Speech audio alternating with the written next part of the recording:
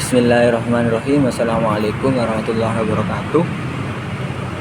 Eh, untuk selanjutnya kita akan membahas konsep dan klasifikasi dalam ilmu faraid. Klasifikasi ahli waris dalam ilmu faraid yang pertama yaitu ahli waris dari jalur nasab. Nah, untuk dari jalur nasab ini ialah mereka yang mempunyai hubungan darah secara langsung dengan pewaris, baik dari keturunan ke atas, ke bawah, atau ke samping. Nah, itu dibagi menjadi 3 golongan. Yang pertama yaitu aslun, asal, yaitu keturunan yang ke atas, yaitu ayah, ibu, kakek, dan nenek. Biasanya aslun itu bisa dikatakan wa in ala, kalau di kitab wa in ala. Nah, yang kedua itu far'un, yaitu keturunan yang ke bawah. Biasanya itu wain safa. Pokoknya ke bawah, lupa saya. Itu yang berarti anak, cucu laki-laki dan perempuan. Terus yang ke samping itu dinamakan hawashi. Hawashi itu kerabat samping seperti saudara kandung, paman, bibi, dan anak-anak mereka. Yang kedua yaitu ahli waris dari jalur perkawinan, nikah dari jalur perkawinan. Ahli waris dari jalur perkawinan adalah suami istri yang terikat dalam pernikahan yang sah menurut syariat. Suami mendapatkan 1/2 jika tidak memiliki anak dan 1/4 jika memiliki anak.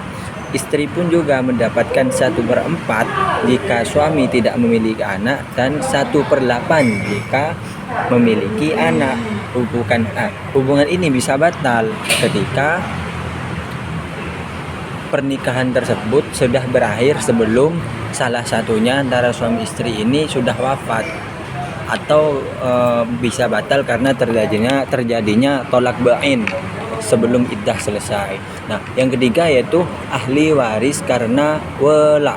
Yaitu wala adalah hubungan antara seorang yang mendekatkan budak dengan budak yang dimerdekakannya. Apabila budak tersebut meninggal dunia tanpa ahli waris dari nasab perkawinan dari ahli waris nasab maupun perkawinan, maka orang yang memerdekakannya yang berhak atas warisannya, maulanya, tuannya. Kalau biasanya kita bilang itu tuannya.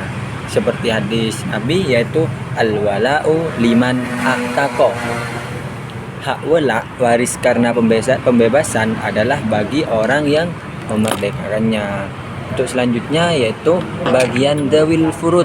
Dawil furud adalah waris yang telah ditetapkan seperti penjelasan di video sebelumnya, yaitu ya 1/2, 1/4, 1/3, 2/3, ya itulah semuanya. Biasanya contohnya itu anak perempuan tunggal dapat 1/2, 2 anak perempuan atau lebih 2/3 gitu.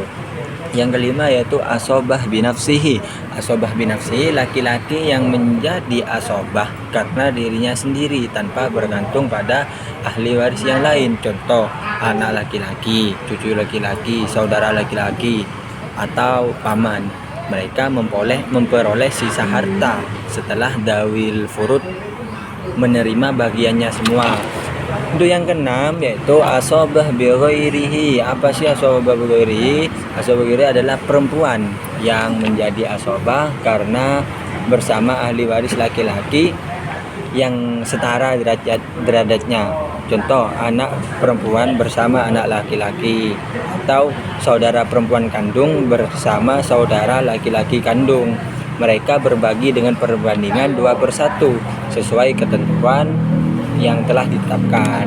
Yang nomor 7 asobah ma'aghairihi, yaitu perempuan yang menjadi asobah karena bersama ahli waris perempuan yang lain. Contohnya, saudara perempuan kandung menjadi asobah bila bersama anak perempuan, begitu. Nomor 6 yaitu mahjub. Mahjub berarti terhalangnya seorang dari menerima warisan karena adanya ahli waris yang lebih dekat dengan pewaris.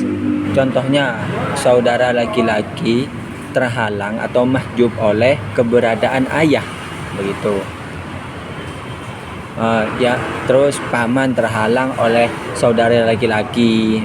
Mahjub itu dibagi menjadi dua, mahjub irman, mahjub nukson. Mahjub irman itu terhalang total, sedangkan mahjub nukson yaitu terhalang cuma sebagian.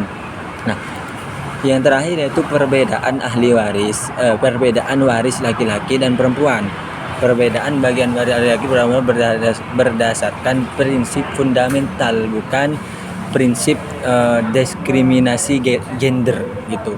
Jadi laki-laki menerima lebih banyak atau menerima 2 kali bagian perempuan karena laki-laki menanggung kewajiban nafkah. Nomor 2, karena laki-laki menjadi tanggung jawab sosial dan keluarga, sebagaimana firman Allah, yusikumullahu fi auladikum lidzakari mithlu hadzil unsayain. Nah, begitulah sedikit penjelasan dari saya. Wassalamualaikum warahmatullahi wabarakatuh.